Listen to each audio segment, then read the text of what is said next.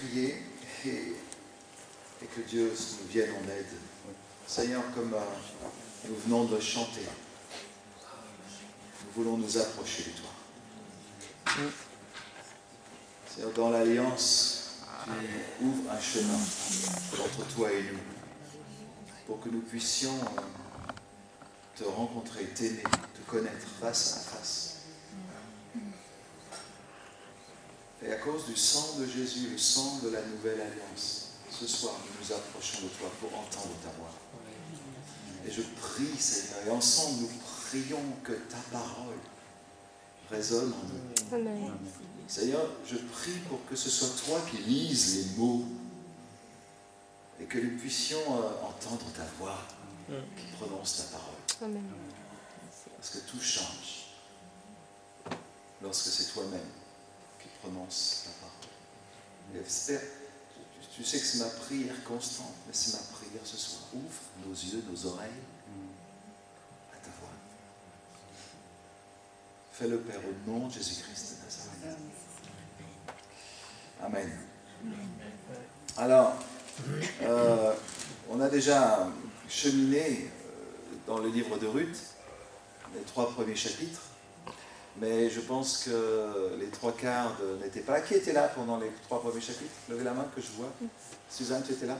Vous avez 1, 2, 3, 4, oui, bon, voyez. Alors, Pasteur Philippe m'a demandé de faire un résumé.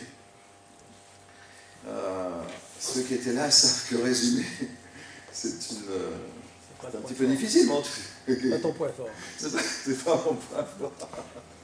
Il me connaît bien. C'est pas mon point fort, puis j'ai pas vraiment envie, en fait. Alors, laissons-nous guider. Malgré tout, je vais essayer parce que le chapitre 4 culmine. Et si vous lisez Ruth, alors Ruth, c'est juste après le livre des Juges. Pour si vous avez une Bible, sinon trouvez-en une. Oui, vas-y. Le livre de Ruth commence avec le dernier verset du livre des Juges. Après, on va un petit peu parler de l'histoire. Le dernier verset du livre des Juges commence comme celui-là. En ce temps-là, il n'y avait point de roi en Israël. Chacun faisait ce qui lui semblait bon. T'as trouvé, Ruth? Trouvez le livre. En ce temps-là, il n'y avait point de roi en Israël. Chacun faisait ce qui lui semblait bon. Premier verset de Ruth, du temps des juges. Donc, il est parlé du même temps. Il y eut une famine dans le pays. Un homme de Bethléem de Juda partit avec sa femme et ses 2 fils pour faire un séjour dans le pays de Moab. Et regardez, au dernier chapitre, donc évidemment c'est 4 chapitres, plus loin, le dernier verset du livre de Ruth, ça se termine comme ça. Obed engendra Isaïe, et Isaïe engendra David. Il n'y avait pas de roi, mais Ruth fait la jonction, le lien entre un temps où chacun fait ce qui lui plaît, où il n'y a pas de roi, et un temps où il y a un roi, David. Il arrive. Et ce livre est assez remarquable pour le lien qu'il fait avec toute l'histoire d'Israël jusqu'à la royauté.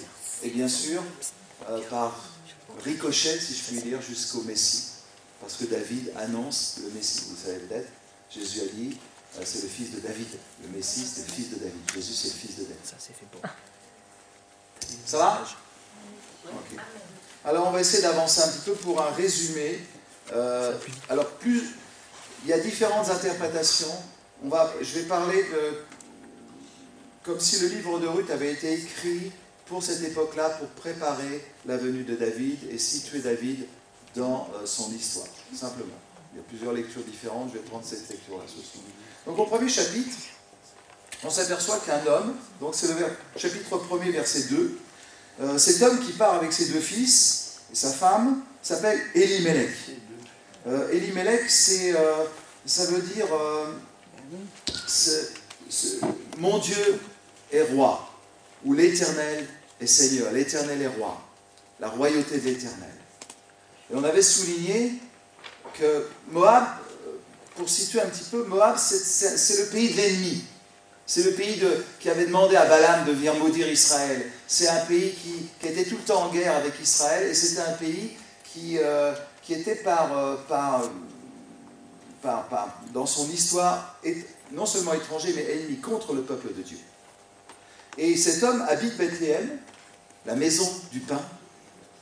Là où il y avait du pain, il n'y en a plus, c'est la famine. Alors il est obligé de quitter Bethléem et il choisit Moab, ce qui paraît une aberration. Aucun Israélite sérieux aurait choisi Moab. Aucun chrétien sérieux quitterait l'église pour aller loin de la maison où il y a du pain. Et parfois dans l'église même, on semble ne pas être nourri. Qui ici n'a pas vécu un temps où dans sa vie, il lui semblait que Dieu était comme éloigné et ne le nourrissait plus? Qui ici n'a jamais vécu un temps de faim de Dieu?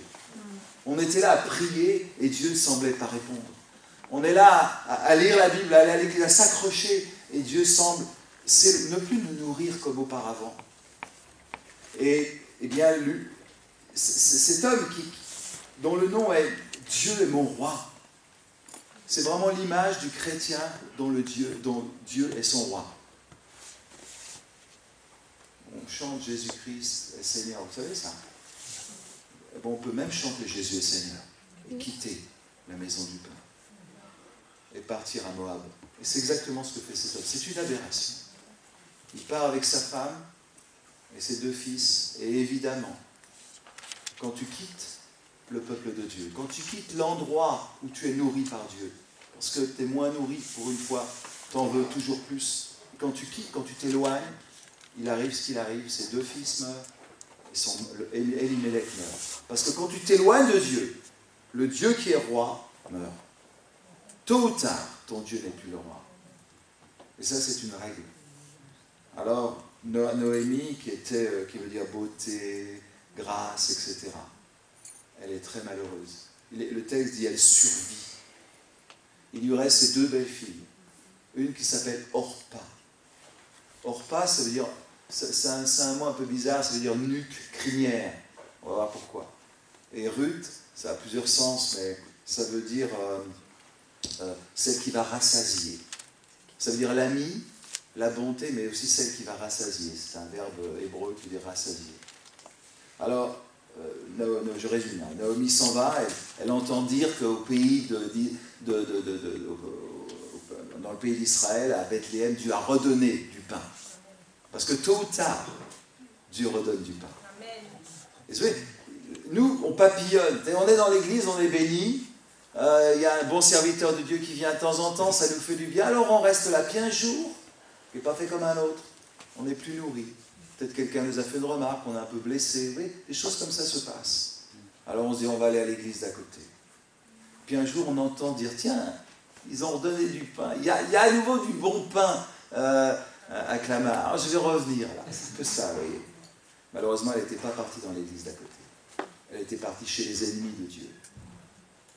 Et elle revient avec Ruth et Orpa, et Naomi, elle est là et elle dit, mais je suis trop aigrie maintenant. J'ai perdu, je ne sais pas si vous avez des enfants, ils sont morts tous les 2, je suppose que votre mari est mort, mais ça fait beaucoup quand même à porter. Hein. Et elle dit, je suis aigrie.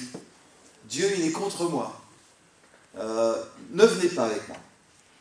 Alors Orpa et Ruth disent, on va rester avec toi. Non, on va rester avec toi. Et une deuxième fois, elle dit, non, ne venez pas avec moi. C'est pas bon pour vous. Je vais vous expliquer pourquoi. C'est ce qu'elle va développer. Elle va dire, je suis trop vieille pour avoir des enfants.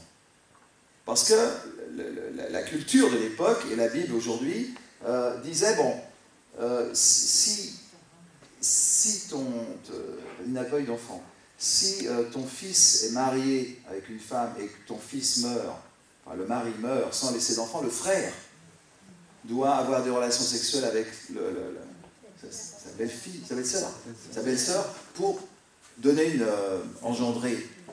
donner une descendance. Et elle dit, mais même si aujourd'hui, moi qui suis vieille, je connaissais un homme et j'étais enceinte, vous n'attendriez pas 20 ans qu'il grandisse pour qu'il puisse avoir des relations sexuelles avec vous et avoir des enfants. Je suis trop vieille pour avoir des enfants. Il semblerait qu'elle soit assez âgée. Et elle dit, ne venez pas. Alors Orpa, elle embrasse et elle s'en va. Mais Ruth, elle dit, non, je reste. Et une troisième fois, Naomi va dire, va-t'en, reste pas. Parce que il faut savoir qu'en Israël, comme dans les autres pays avoisinants, mais en Israël, peut-être moins chez moi, en Moab d'ailleurs. En Moab, il y avait une petite différence, les femmes étaient beaucoup plus libérées. Mais bref, en Israël, une femme n'avait pas d'identité par elle-même. Et son identité dépendait soit de son père, soit de son mari. Mais une veuve n'avait pas d'identité. Donc c'est pour ça qu'à un moment donné, Boaz va dire, à qui est cette femme? À qui elle est? Parce que tu dois dépendre de quelqu'un. Et le statut de veuve, c'était un statut où tu n'avais pas d'identité sociale. Tu étais rien. En plus, bien que la loi prévoyait d'aider les orphelins, les veuves, etc., la plupart du temps, les veuves ne pouvaient pas travailler, évidemment, et elles dépendaient de l'aumône. Donc, pas de statut social, pas d'identité, pas d'argent. Et Ruth, elle, c'est une Moabite. Alors, il y a deux problèmes pour les Moabites. Les Moabites, le peuple de Moab, avait démarré quand les filles de Lot avaient eu des relations sexuelles avec leur père. Il était sorti deux peuples, les Moabites et les Ammonites. Et dans la loi, Dieu avait dit, si quelqu'un a des relations sexuelles avec sa fille, un homme, un père, et eh bien, sa descendance, s'il y a des enfants, ils seront maudits éternellement. Ils n'entreront jamais dans le peuple de Dieu. Jamais, à perpétuité, c'est le texte qui dit ça. Donc, Ruth, elle cumule, si vous voulez. Elle est veuve, elle n'a pas de ressources, elle n'a pas d'identité, elle n'a pas de protection, elle n'a pas de mari, et elle vient dans un peuple. Donc je vous l'ai dit, Moab, c'était un peuple qui était en guerre contre Israël, donc ça se passait très mal. Là, c'était une période de paix qui a duré, semble-t-il, 18 ans. C'est sans doute dans cette période que ça se passe, mais donc c'est un peuple toujours en guerre, ennemi de Dieu, et quand le peuple d'Israël avait traversé, était venu en Canaan, c'est là où Balaam avait, le peuple de Moab, le roi de Moab avait dit, viens maudire Israël. Il y avait tout un passé comme ça. Et en plus, c'était un peuple qui ne pourrait jamais rentrer dans le peuple de Dieu. Jamais rentrer dans l'histoire du peuple de Dieu. Et Naomi dit à Ruth, viens pas. Parce que, au moins dans ton pays, parce que les femmes en Moab avaient un statut social différent. Elle dit, au moins dans ton pays, tu t'en sortiras, quoi. T'es chez toi. Mais si tu viens, tu vas avoir le pire du pire. Tu vas être étrangère, tu n'auras aucun statut social, aucune identité. Là, on peut se dire, j'ai pas de papier, mais c'est pire. Et tu seras... Tu vas venir, les gens vont te regarder comme un peuple ennemi, etc. Et Ruth, elle va dire, je ne résiste pas au plaisir de lire ce qu'elle va dire, ne me presse pas de te laisser, de retourner loin de toi. Où tu iras, j'irai. Où tu demeureras, je demeurerai. Ton peuple sera mon Dieu, ton Dieu sera mon Dieu. Où tu mourras, je mourrai, et j'y serai enterré. Que l'Éternel me traite dans toute sa rigueur, si autre chose que la mort vient me séparer de toi. Naomi, la voyant décidée à aller avec elle, cessa d'insister auprès d'elle. 3 fois, elle dit non. Et la 3e fois, elle abandonne. C'est pour ça qu'aujourd'hui, si tu veux devenir juif, 3 fois, on va te dire non. C'est que ça, à cause de ça. C'est une règle. Et si la 3e fois, tu dis oui, c'est bon. Et ça me rappelle tellement d'histoires où Jésus semble repousser. Je ne suis pas venu pour les chiens, je ne suis pas venu pour le non-peuple de Dieu. Et on avait parlé de ça la dernière fois. Et parfois, Dieu semble repousser celui qui vient à lui. C'est bizarre, hein? Ça vous est jamais arrivé? Vous venez à lui et il semble ne pas vous écouter. Vous repoussez 3 fois.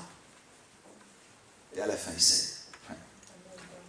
Et elle lui dit, bah écoute, voilà. Alors elles arrivent à Jérusalem, et à Bethléem, pardonnez-moi. Et elle dit, ne m'appelez plus Naomi, ça veut dire beauté, grâce, etc. Appelez-moi Mara. Et je vous avais expliqué que c'était une façon de regarder dans l'histoire du peuple de Dieu et de voir qu'à Mara, Dieu avait changé l'amertume de l'eau en eau douce. Et elle prend ce nom, non pas pour dire je suis malheureuse, je serai malheureuse toute ma vie. Non, non, elle se dit je suis malheureuse, mais je prends ce nom parce que dans l'histoire du peuple de Dieu, il y a une bénédiction. Donc au fond de son désespoir, elle manifeste sa foi en Dieu. Et ça semble comme ça un peu noir, mais on voit discerner de la foi déjà chez elle. Alors au chapitre 2, Naomi et Ruth sont là, et il y avait une loi, un peu ce que j'avais dit, qu'on retrouve dans la... Comment, Isabelle, c'est comment vous appelez ça? La banque alimentaire. Hein? Voilà. C'était la banque alimentaire de l'époque. C'était quoi? On avait un droit de glanage. C'est-à-dire que lorsque les moissonneurs passaient, ils laissaient quelques épis comme ça, et les pauvres avaient le droit de ramasser les épis. Et Ruth, la Moabite, une fois de plus, au chapitre 2, dit à Naomi, laisse-moi aller glaner, un peu récolter dans les champs quelques grains. Alors, bon, il faut qu'elle demande autorisation au propriétaire, et ça ne se passe pas si bien que ça. Dans l'histoire du peuple de Dieu, les riches avaient chassé les pauvres, n'avaient plus le droit de rapiner comme ça. Et je disais que la banque alimentaire, c'est exactement la même chose. On donne un peu de notre superflu, et puis ce superflu, on le rassemble et on le donne aux pauvres. C'est ni plus ni moins que le glanage de l'époque. Alors Ruth, elle va glaner dans un champ, et le texte dit, par bonheur, il se trouve qu'elle glane dans le champ de Boz, ou Boz. Et Boz, c'est son plus proche parent. Alors je vais expliquer ce que c'est. Alors, eh bien, il arrive que elle a bonne réputation, Ruth, parce qu'on sait qu'elle a tout quitté pour s'attacher à Naomi, pour la bénir. Et là, elle va glaner, elle va travailler toute la journée, plusieurs jours même plusieurs semaines, et elle va récolter du grain pour aider Naomi, et elle aussi, à s'en sortir un petit peu. Alors, Boz voit ça, et dit à Ruth, écoute ma fille, parce que Boz, alors, l'histoire dit que Boz a entre 60 ans et 80 ans. Et Ruth, entre 30 et 40 ans. Il y a une bonne génération, si vous me permettez, d'écart entre les deux. Le texte suggère que Boz est un vieillard. Et on va voir un petit peu, je vais vous donner 2-3 clés tout à l'heure. Et Ruth, elle est dans la fleur de l'âge. Alors, il l'appelle ma fille, et lui dit, ne va pas glaner dans un autre champ, ne t'éloigne pas d'ici, reste avec mes servantes, et moissonne dans le champ. Alors, il va dire quelque chose, il dit, j'ai ordonné à mes moissonneurs de laisser des gerbes pour toi. Il donne plus que ce que la loi demande. La loi disait, il pouvait glaner ce qui reste, et lui il dit, laissez-lui, et même si elle veut glaner, elle veut récolter, là où vous récoltez, laissez-la faire. Vous voyez, il a déjà dans l'idée que, parce que Ruth est une bonne fille, une femme vaillante, c'est le même mot que dans le Proverbe 31, femme vaillante. Eh bien, parce que c'est une femme vaillante et qu'elle a prouvé qu'elle aimait Noémie, eh bien, je vais au-delà de ce que dit la loi, je veux qu'elle soit bénie, je veux que Naomi soit bénie. Alors, comment dire, Naomi rentre chez elle, chargée de la semence que Boz lui a donnée, et elle lui dit, où est-ce que tu as travaillé? Béni soit celui qui s'est intéressé à toi, parce que c'était pas simple que quelqu'un s'intéresse à elle, c'était pas obligatoire, la loi le disait, mais ça se passait pas toujours comme ça. Ruth fit connaître à sa belle-mère, chez qui elle avait travaillé. L'homme chez qui j'ai travaillé aujourd'hui, dit-elle, s'appelle Boz. Naomi, verset 20 du chapitre 2, dit à sa belle-fille, qu'il soit béni de l'Éternel, qu'il se montre miséricordieux pour les vivants, comme il le fut pour ceux qui sont morts. Cet homme est notre parent. C'est lui qui a sur nous droit de rachat. Alors il dit, continue à moissonner. Et là, l'histoire commence à se corser un peu sur le plan juridique, mais s'arranger sur le plan humain. Parce que autant elle disait, l'Éternel a été contre moi, autant là elle se dit, quelque chose se passe dans l'histoire. Dieu est en train de rétablir et de me rétablir, c'est ce qui va se passer dans la suite, en me bénissant. Et elle pense que Dieu était fidèle envers les morts et envers les vivants. Elle fait comme ça, elle rassemble toute sa famille dans cette bénédiction. On avait longuement parlé de ça aussi la dernière fois. Donc elle reste plusieurs jours, et alors on arrive au chapitre 3, un chapitre assez décisif. Et le droit du proche parent, il faut que je vous l'explique. Le proche parent, c'était quelqu'un, un parent, qui avait le devoir de racheter les biens ou les personnes pour que la famille reste dans l'histoire du peuple d'Israël. Je vais vous donner deux exemples. Si vous vous vendiez comme esclave parce que vous n'aviez plus d'argent, l'oncle, si c'était votre plus proche parent, ou votre grand-oncle, enfin le plus proche parent, la plus proche personne de votre parenté, avait le devoir de venir et de dire « Philippe, tu as été vendu 100 sous, moi je paye 100 sous pour te libérer. » Je rachetais la personne ou je rachetais les biens. Là, Naomi, elle va vendre un champ. Elle n'a plus d'argent, elle va vendre un champ. Bon, il faudrait parler un peu comment ça se passe, mais elle vend un champ. Et elle va vendre le champ à quelqu'un d'étranger, à la famille. Mais la Bible avait prévu ça. Il ne fallait pas que le champ aille chez un étranger. Donc, il fallait, c'était la loi, que le plus proche parent vienne et rachète le champ.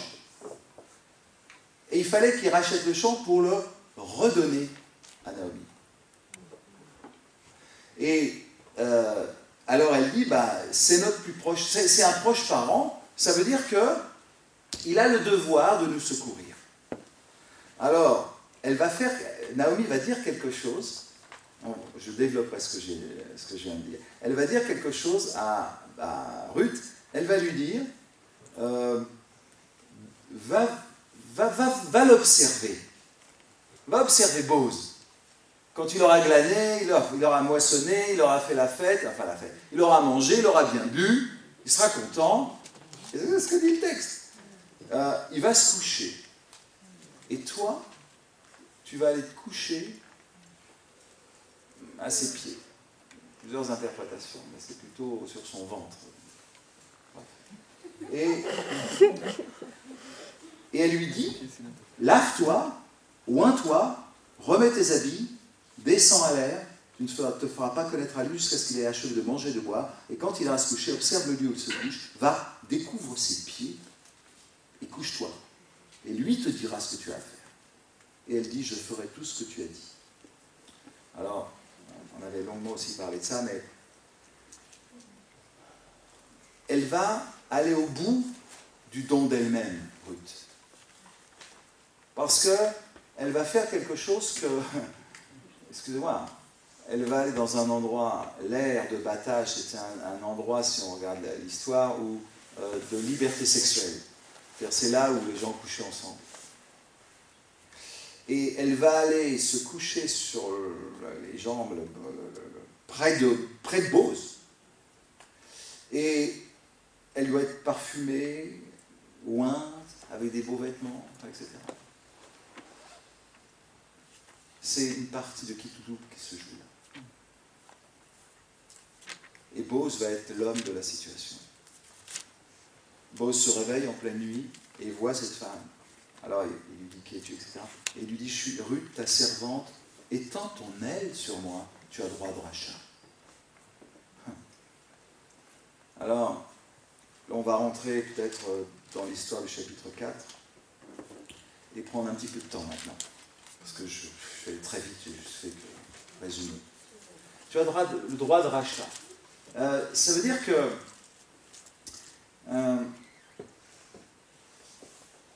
en tant qu'Israélite, il a le droit de coucher avec elle, là, tout de suite, sans rien avoir à se reprocher et sans rien lui devoir. Donc, elle risque gros, Ruth, à ce moment-là. Et elle lui dit, tu as droit de rachat, et lui, il va dire, sois bénie de l'Éternel, ma fille, donc verset 10 du chapitre 3. Ce dernier trait témoigne encore plus en ta faveur que les premiers, car tu n'as pas recherché des jeunes gens, pauvres ou riches.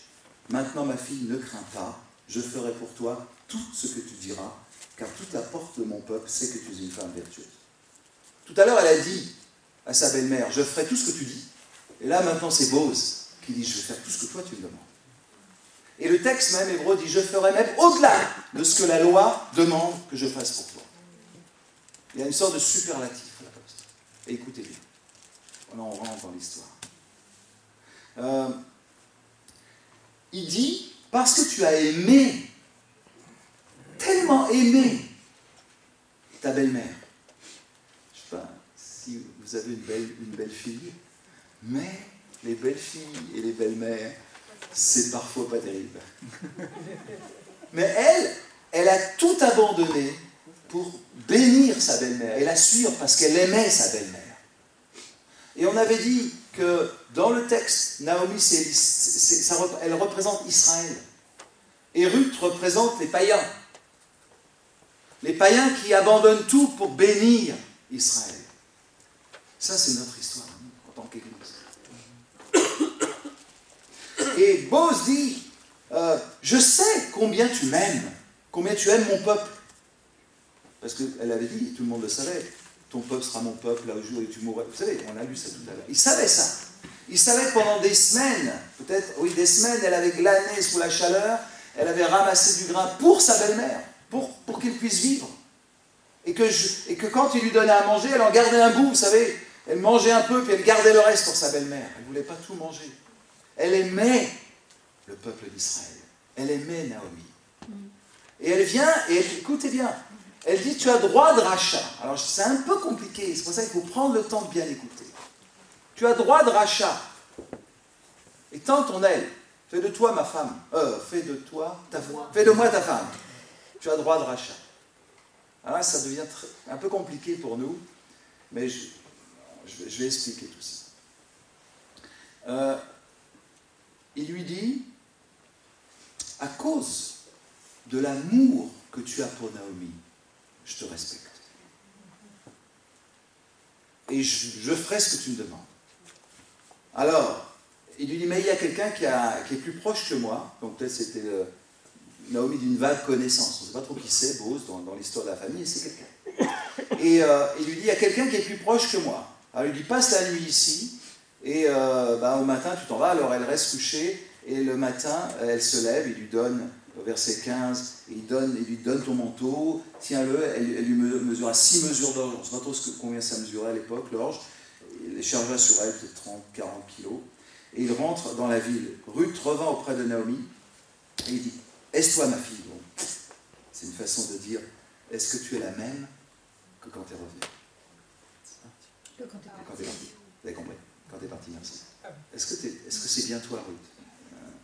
Et elle lui dit, elle lui raconte tout ce qui se passe. Elle lui dit, il m'a donné ces 6 mesures d'orge, en disant, tu retourneras pas à ville vers ta belle-mère. Sa belle-mère est contente parce que ça, c'est la semence. Les 6 mesures d'orge, c'est la semence de Boaz. Ce qu'il avait semé, ce qu'il avait récolté.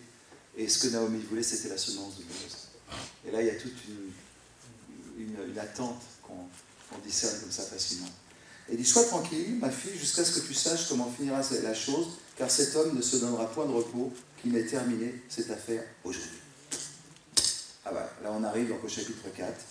Et alors ça finit bien, mais avant que ça finisse bien, il va se passer une chose absolument déterminante, et c'est de ça dont je veux vous parler ce soir. C'est ce qui se passe là et les implications dans notre vie. Parce que vous allez voir combien directement l'attitude de Boaz, de Ruth, de Naomi, des anciens dans la ville, des femmes, etc., pourront impacter, marquer notre existence ce soir. Et pour vous donner une petite idée, ça fait quelques semaines que j'étudie Ruth. Je vais vous confesser quelque chose. Chaque fois que je vois une femme voilée, je pense à Ruth. Et je vous dirai tout à l'heure ce que ça provoque dans ma vie. Et autant j'avais des idées, même des émotions, quand je voyais une femme voilée, autant tout a changé aujourd'hui dans ma vie. Alors, je ne sais pas ce que vous pensez, etc. Mais moi, ça a profondément transformé ma façon de voir. Mon cœur a changé. Et je n'ai pas fait d'effort. La parole, simplement, a changé ma vie. Amen, amen, amen. Et la méditation, la réflexion. Et c'est ce que je voudrais partager avec vous. Et qu'on se laisse entraîner vers un temps où Ruth, la Moabite, qui était étrangère, ennemie, qui ne pouvait pas rentrer dans le peuple de Dieu, va devenir l'arrière-grand-mère de David. Et elle sera dans la généalogie de Matthieu comme l'aïeule de Jésus-Christ, le Messie. Et quand je regarde ces femmes, Cathy est témoin, quand je regarde ces femmes, je dis tiens voilà Ruth. Et hier on était chez Annick, je crois hier, et on en a vu plusieurs, elle habite au port de la Villette, et je disais il y a des Ruth ici. Et j'ai beaucoup aimé ça. Je me dis que peut-être il y a un espoir. Alors on y va, chapitre 4 ? Alors, et laissons-nous diriger. Boz donc monta à la porte. Ah, c'est quoi ça ? Et il s'y arrête. Alors, en Israël, à l'époque des juges, il n'y avait pas de roi qui dirigeait. Donc, il y avait dans chaque ville ce qu'on appelle des anciens. Donc, des hommes qui étaient là, qui s'asseyaient à la porte. Et quand on avait une affaire à traiter, eh bien, on faisait venir les anciens et on disait voilà mon affaire. Et on leur demandait de juger. Autant avec les femmes, avec Ruth, Naomi, ça se passait la nuit, vous savez, dans le jardin ou sur l'aire de battage, comme ça. Autant avec les hommes, c'est en plein jour et c'est carré. Et il y a là une opposition incessante dans le livre de Ruth, et on va s'apercevoir que ce n'est pas anodin, cette opposition. Alors voici, regarde, ça, c'est un passage formidable. Donc chapitre 4, verset 1. Or voici, celui qui avait droit de rachat et dont Boz avait parlé vint à passer. Et le mot en hébreu dit par hasard. Encore une fois, vous savez, j'avais souligné ça au chapitre 2, je crois, c'est ça. Elle vint à glaner. Voilà. Nous, on dit les chrétiens, il n'y a pas de hasard. Mais au fond, la Bible dit par hasard. Ça veut dire que quand Dieu semble ne plus rien contrôler, eh bien Dieu est là quand même. Il ne faut pas avoir peur des mots, il ne faut pas avoir peur des idées, il faut simplement accepter de vivre, et puis tiens, je t'ai rencontré, alors, Dieu est là, Dieu dirige toute ma vie, etc. Oui, mais la Bible dit, parfois il peut arriver quelque chose comme ça. Alors Dieu est souverain, il est plus grand que tout. Mais est-ce qu'on ne pourrait pas vivre sans être toujours téléguidé par Dieu ? Justement. Est-ce qu'on ne pourrait pas vivre en se disant, tiens, je suis une marionnette, et Dieu conduit ma vie ? Qu'est-ce que c'est que vivre ? Ça, c'est toute une réflexion que pose le livre de Ruth. Et je ne vais pas répondre à cette question, je vous rassure. Hein. Je vous laisse le problème. Croyez un peu ce que vous voulez croire. Mais je crois que Dieu est souverain, et en même temps, je crois que j'ai de la liberté, et je crois qu'il dirige tout. Et s'il dirige tout, est-ce qu'il dirige tout ? Enfin, c'est des questions intéressantes. La Bible, parfois, était assez évasive. Et celui qui avait droit de rachat, il vient à passer. C'est bizarre, il est à la porte, comme ça, curieusement. Boz arrive et lui vient à passer. Alors, il lui dit, approche, reste ici, toi, un tel. On ne va jamais connaître son nom. Un tel. François Guizet. Tout le monde est nommé dans ce livre, et les noms ont une importance déterminante, et lui, c'est un tel. On va voir ça. Il faut que j'avance parce que... Mais un tel, voilà. Et il s'approcha et s'arrêta. Bon, déjà, on pourrait réfléchir, le fait de s'approcher, s'arrêter.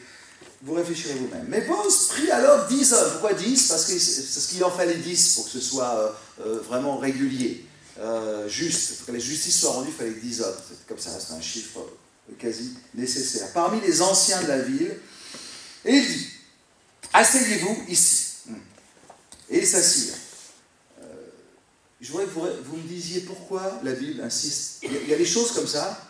Tout à l'heure, on verra au verset 13, Boz prit Ruth qui devint sa femme, elle alla vers elle, l'Éternel permit à Ruth de concevoir et elle enfanta un fils. En un verset, la nuit de noces, elle est enceinte, elle a un fils. Un verset. Vous voyez, comme la Bible peut utiliser des raccourcis, parce que la Bible ne dit que ce qui est essentiel. Et là, elle dit, regardez, il vint à passer, approche, reste ici, il s'approche, il s'arrête, il s'assied, il s'assied, asseyez-vous. Pourquoi tout ça ? réfléchissez, si la Bible ne dit que l'essentiel, ces mots sont essentiels. Il y a vraiment une autorité qui est en train de se poser ici. Et qui n'est pas comme ça. Vous savez, parfois on appelle Dieu à l'aide. Et Dieu dit, mais prends le temps, approche-toi, assis-toi. Moi, je suis toujours étonné de voir dans la Bible que ces mots ont tellement d'importance. Je disais, je crois, et je ne sais plus à qui, il y a vous savez, dans le livre suivant, quand Samuel va auprès du prophète, du sacrificateur Élie, il n'est jamais assis au bon endroit. Jamais. Et il est même assis au bord du chemin. Il n'est jamais dans le chemin. Et à la fin, il meurt et il tombe par terre dans le chemin. Il a tout faux. Et c'est comme si Dieu disait, ok, venez, asseyez-vous là maintenant, écoutez-moi. Et vous allez juger, vous qui êtes assis ici, vous allez juger de cette affaire. Vous, là, les 50, 60 qui êtes là, vous allez juger. Et moi, je vais vous exposer les faits. Et vous allez me dire comment vous auriez réagi. On va faire un peu, comment c'est, Michel, tu connais ce truc où faites entrer l'accusé, non? Comment c'est qui que vous connaissez ça? Où il n'y a pas eu un truc, j'ai pas vu là, mais l'affaire Sénèque, je crois. Il a fallu que tous les gens jugent. Vous avez vu ça? Mais c'est une pièce de théâtre. Ouais, c'est une pièce de théâtre de Robert Hossein. Ouais. On va faire ça. Et vous allez juger. Accusé. Ouais, voilà, tout comme ça. Allons-y. Il dit, verset 3, à celui qui avait le droit de rachat, un tel. Naomi, revenue du pays de Moab, a vendu la parcelle de terre qui appartenait à notre frère Elimelech. Bon. J'ai cru devoir t'en informer et te dire, acquiers-la en présence des habitants et en présence des anciens de mon peuple. Si tu veux racheter, rachète. Mais si tu ne veux pas, déclare-le-moi, afin que je le sache. Car il n'y a personne avant toi qui ait droit de rachat. Et je l'ai appelé. Il répondit, je rachète. Pas de chance. Il lui dit, voilà, légalement, la loi dit, tu dois racheter. C'est pas une option. Hein. S'il ne le faisait pas, l'Israélite devait prendre la chaussure, peut-être même lui en mettre un coup dans la figure, et lui cracher à la figure. La femme devait faire ça, s'il ne faisait pas ça. Là, il va échapper à la honte, parce que Ruth ne va pas le faire. C'était pas une Israélite, donc elle n'était pas prête de faire ça. Et il lui dit, tu dois racheter le champ, c'est-à-dire tu vas payer et acquérir le champ, avec le bénéfice de ce qui est dessus, bien sûr. Et lui dit, je rachète. Il obéit à la loi. Bon. Alors, théoriquement, c'est vous qui êtes là, vous êtes les 10, vous devez dire, c'est bien. La loi le dit, tu dois le faire, tu dis que tu vas le faire, c'est bon. Là, vous devez être content. Mais alors, il répond, je rachète. Verset 5. Regardez verset 5. Boz dit, très bien, mais le jour où tu vas acquérir le champ de la main de Naomi, tu l'acquériras en même temps de Ruth, la Moabite, femme du défunt, pour relever le nom du défunt dans son héritage. Et celui qui avait le droit de rachat répondit, alors là, je ne peux pas le racheter pour mon compte, de peur de détruire mon héritage. Prends pour toi, mon droit de rachat, car je ne puis pas racheter. Jusque-là, vous pouvez dire, c'est bien. Mais écoutez bien. Il y a une sorte d'entourloupe. Il y a quelque chose que Boz va faire qui va poser un problème énorme à un tel. Tellement énorme qu'il va dire, moi je ne rachète pas. Je vais vous expliquer. Le champ devait, quand il l'acquérait, devait lui revenir avec le bénéfice de la récolte, etc. Donc, il se dit, ok, Naomi, elle est vieille, elle va bientôt mourir, elle a besoin de quelques pièces, je rachète le champ, j'en ai le bénéfice, Naomi va mourir, mais le problème c'était quand on rachetait, tous les 50 ans, il y avait un truc que Dieu avait décidé comme ça s'appelle le jubilé. Au jubilé, on remettait les compteurs à zéro, tout revenait au propriétaire. Si vous aviez vendu vos enfants comme esclaves, ils vous revenaient. Si vous vous étiez vendu comme esclaves, vous étiez libre. Si vous aviez vendu vos champs, vos maisons, etc., enfin il y avait quelques particularités, mais si vous aviez vendu votre champ avec votre maison au milieu du champ, au jubilé, ça vous revenait d'office. Et par exemple, si vous vendiez un champ à 49 ans avant le jubilé, on calculait le prix du champ pour les 49 années. Mais si vous achetiez le champ un an avant le jubilé, on calculait le prix du champ pour un an. Donc il se dit, de toute manière, je rachète. Naomi, elle n'a plus de mari, elle n'a plus de fils. Conclusion, à l'année du jubilé, ça me reviendra puisqu'elle sera morte. Voilà. Et il se dit, je rachète. J'accomplis la loi, mais je ne fais pas une mauvaise affaire, tout compte. Ouais, oui, mais c'était comme ça. La loi disait que c'était comme ça. Mais il y a un petit jeu de mots assez intéressant. Il lui dit, acquiert-la, au verset 4, en présence des habitants. Et il dit, si tu veux racheter, rachète. Ce n'est pas les mêmes verbes dans l'hébreu. Acquiert, ça veut dire paye, simplement. Paye, c'est une transaction commerciale. Paye. Mais rachète, ça veut dire qu'on donne un... Si vous voulez, le mot racheter, ça vient du rédempteur. Oui, je ne vous ai pas parlé de ça. Ça rajoute quelque chose au mot racheter. Ce n'est pas seulement le fait de payer, c'est le fait de s'investir personnellement pour le bien de l'autre. Et il dit, moi je rachète, je veux bien être celui-là. Alors il lui dit, Ruth va dire, ok, c'est bon. Boz va lui dire, c'est bien. Mais si tu rachètes le champ, tu rachètes en même temps, Naomi, Ruth, tu dois la prendre comme femme. Attends, la loi, elle ne protégeait pas Ruth, hein. Pas du tout. La loi, elle protégeait Naomi, puisque Naomi, elle est, comment dire, c'est elle qui vend le champ, et c'est elle qui devait être rachetée. Mais Naomi, elle a déjà eu des enfants. Donc on n'a pas besoin de coucher avec elle pour qu'elle ait des enfants, puisqu'elle a déjà eu des enfants.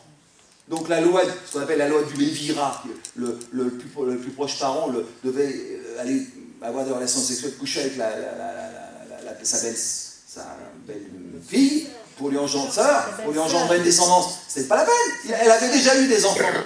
Qu'est-ce que c'est cette histoire? Et il est tout à fait en droit de dire, non, je rachète le champ, et Ruth, en plus c'est une Moabite, elle n'entrera pas dans l'assemblée de l'Éternel, c'est marqué dans la Bible. À perpétuité. Donc, et Boz dit si, mais pourquoi?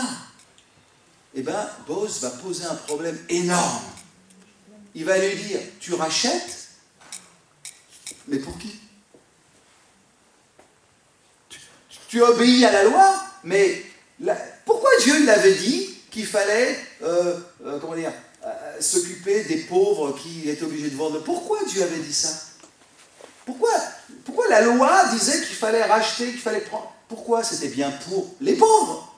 Je devais racheter le champ pour redonner le champ à celui qui était pauvre, pour que non seulement le nom reste, l'histoire reste, etc., ce ne soit pas dilapidé, mais surtout pour aider le pauvre. Et un tel là dit, moi non, moi je veux bien racheter juste parce que la loi me le dit. Mais Boz il dit, mais tu rachètes pour qui? Il dit, je rachète pour personne. Il choisit la loi, et Boz dit, non, il faut racheter pour quelqu'un. Il faut que la loi, que tu te comprennes qu'il y a la loi, mais l'esprit de la loi. Il y a la lettre, et puis il y a l'esprit de la lettre. Un tel, lui, s'attache à la lettre. Et Boz l'entraîne dans quelque chose qui va au-delà de la loi. Et ça s'appelle l'amour. En hébreu, c'est le chesed.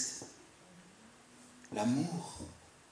L'Éternel est miséricordieux, riche en bonté, c'est les mots qui sont employés là. Dieu, il n'a pas dit, il n'a pas écrit tout ça, simplement pour qu'on observe à la lettre, mais il faut qu'il y ait un sens.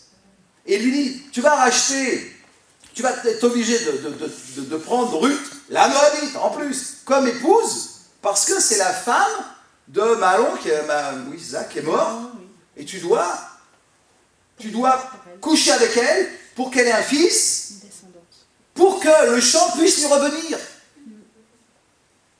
Et le gars il dit, ah non, moi je veux pas ça. Et il veut pas ça pour plusieurs raisons. Mais il veut pas ça parce que, d'abord il se dit, un truc tout simple, si j'ai une deuxième femme, parce que visiblement il en a une autre, il a un héritage, donc l'idée c'est qu'une famille avec des enfants.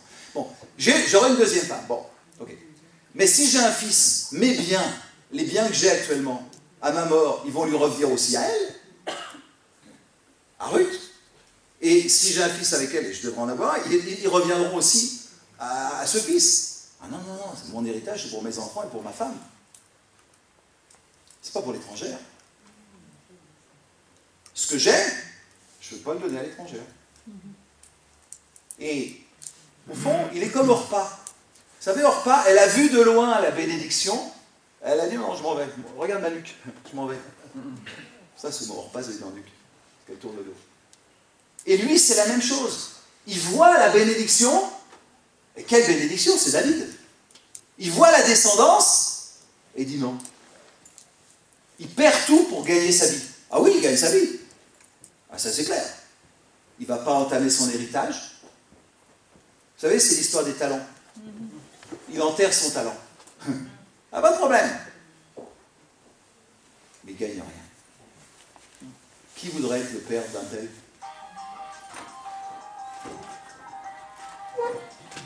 Qui voudrait être le père d'un tel? Qui voudrait être la descendance d'un tel? À l'inverse, Bose,